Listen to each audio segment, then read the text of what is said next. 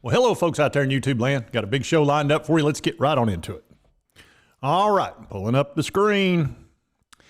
Oh, you're not going to believe the ticket prices for this ball game. Good grief, it's unbelievable. You thought Alabama was high. Wow. Also, we're going to talk about Stetson Bennett. Is he the key player in this game? Also, they have a very important edge rusher that's actually out for Georgia, and we're going to get into all of that.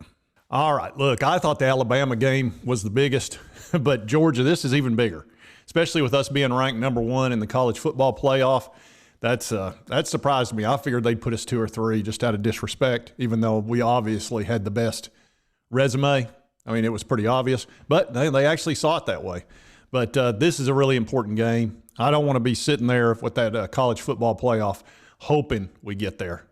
I want to go ahead and win it out if possible. So, you know, this is obviously the key game for us in the regular season. But first, let's take a look at these ticket prices for this game. You're not even going to believe some of these prices. It says a historical battle of #1 ranked SEC teams, Georgia and Tennessee. Ticket prices soaring. Yeah, they sure have. Watch this.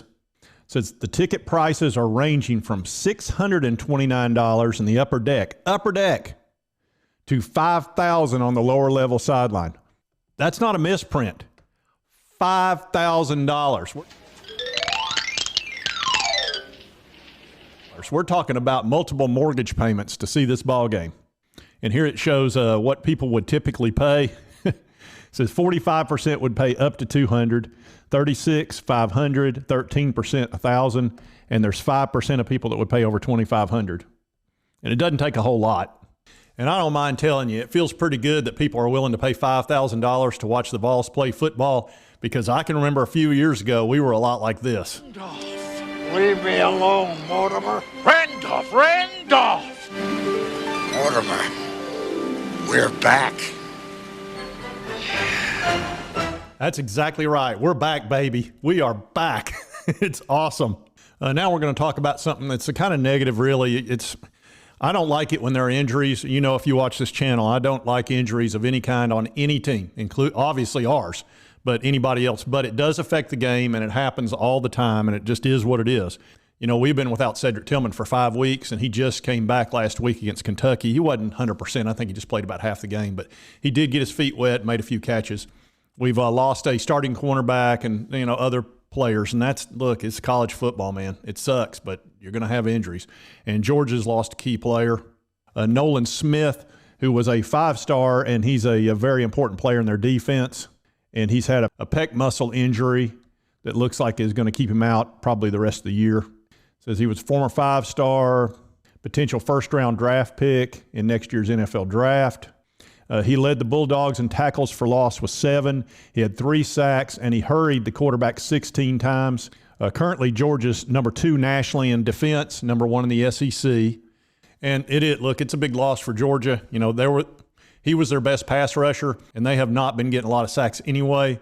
It's really surprising, but it shouldn't be that surprising, even though I know they're loaded with talent. They've got another 5-star right behind him, I'm sure. Last year, they had so many quality first-round draft picks. I think like 5 Georgia players went in the first round in the draft last year. So, you know, they lost an NFL team basically to the draft. So they're having to rebuild a little bit. Now, granted, they've got the pieces to rebuild, but it's hard to replicate that kind of magic. And getting to a quarterback is not easy, especially Hendon Hooker, because our offensive line does a really good job, and we get the ball out very quickly. So I think we're going to score some points. I think that because we scored on Alabama. And the reality is, if you can score on Alabama, you can score on Georgia, because they're very similar defenses. They're the exact same style. Look, Saban and Kirby are, you know, they were like this at Alabama. So I expect their defense to be basically identical. Identical.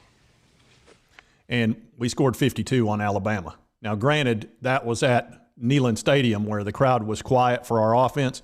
But, hey, we scored 40-something on LSU, too, and the crowd was real loud down there. So I feel like we'll get our points. The big question is Stetson Bennett, and let's take a look at his numbers. Now, as you can see, he's got good numbers. 67% completion rate, averages a little over 8, a little bit lower than last year. He's got 9 touchdowns, 3 interceptions. You know, he's well off last year's numbers. His rating is down. And he is struggling a little bit compared to last year, but I mean, he's not way off. And realize too, you know, they were running the ball a ton last year, and they'll try to run on us as well. They're really more of a running team and play a lot of defense. Stetson is kind of a game manager he's got a good arm. It's not a great arm, but it's pretty good. He's not that tall, so he has a little bit of trouble seeing over the line, but he scrambles around really good. He's quick and elusive. Now, he's not Bryce Young. He's not a magician by any stretch, nor is he as accurate, but he's a quality football player. And when you take a look at Hendon Hooker's numbers, you know, he's been playing great. 71% completion rate, that is fantastic.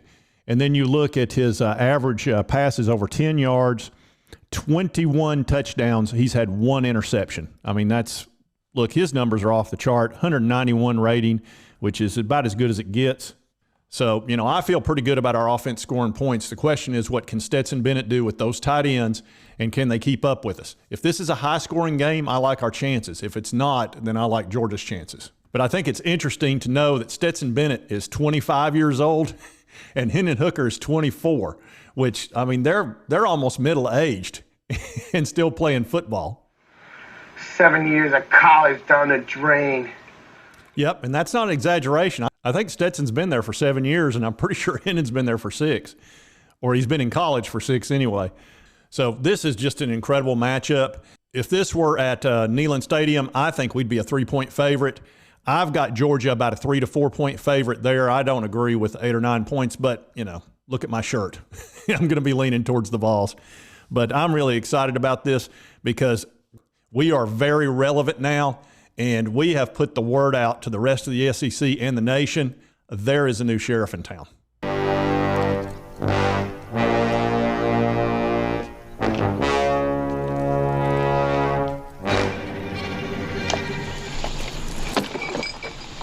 That's an attention getter. That's exactly right. And it's going to be a great game. I'm super excited about it. And if you like this content, be sure to hit that like button. Lets me know to continue to cover the Vols. And if you haven't subscribed, hit that subscribe button. I'd appreciate it. I've only been doing this about 4 months now, and I could use some subscribers. I sure could. Anyway, I hope you did like the content. We'll see you next time on Sports Talk Jay.